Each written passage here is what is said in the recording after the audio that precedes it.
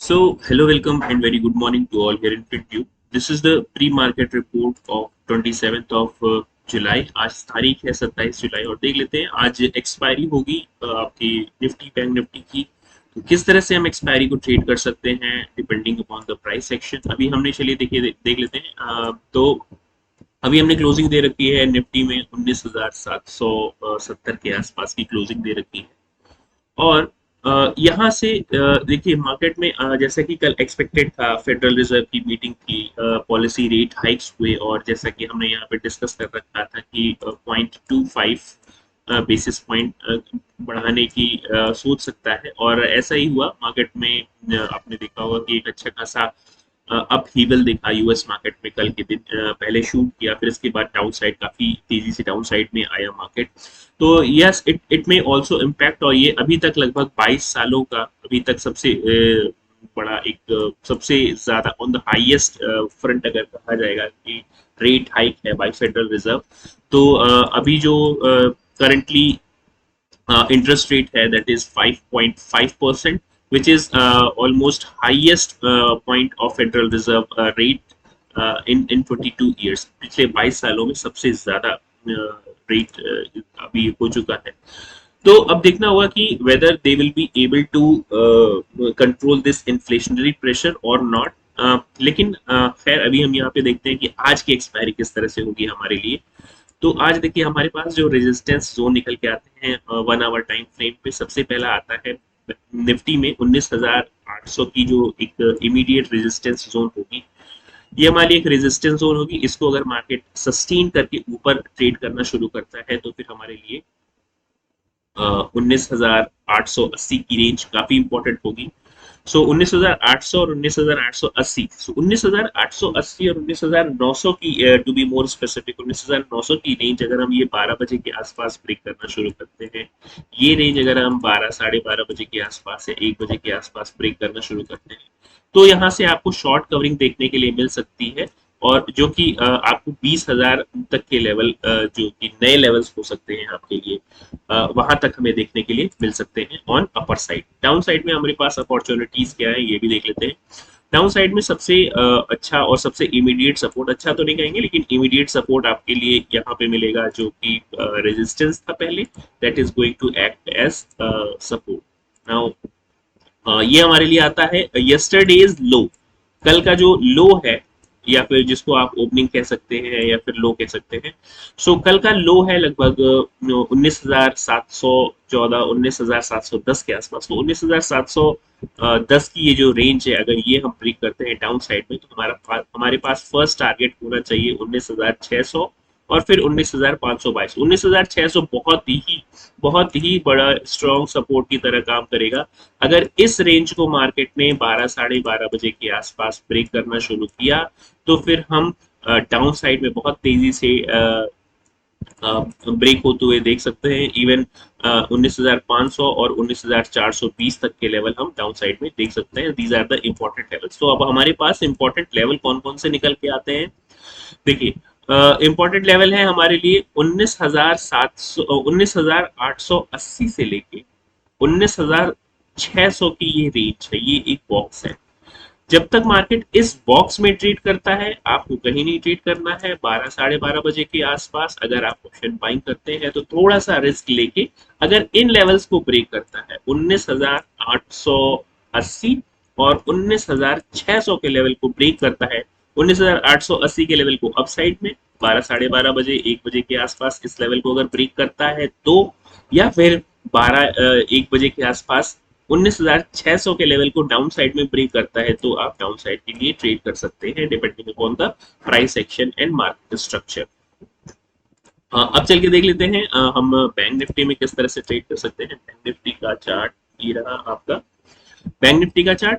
और बैंक निफ्टी में भी things are more likely same here.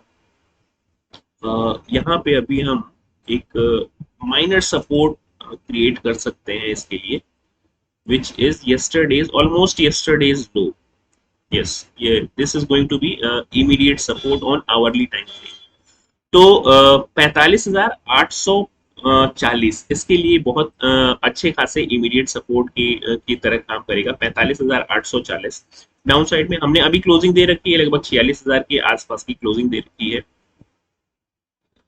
Resistance zone, immediate resistance आपको देखने के लिए मिलेगा 46,150, 46,170 के आसपास एक रेजिस्टेंस जरूर देखने के लिए मिल सकता है।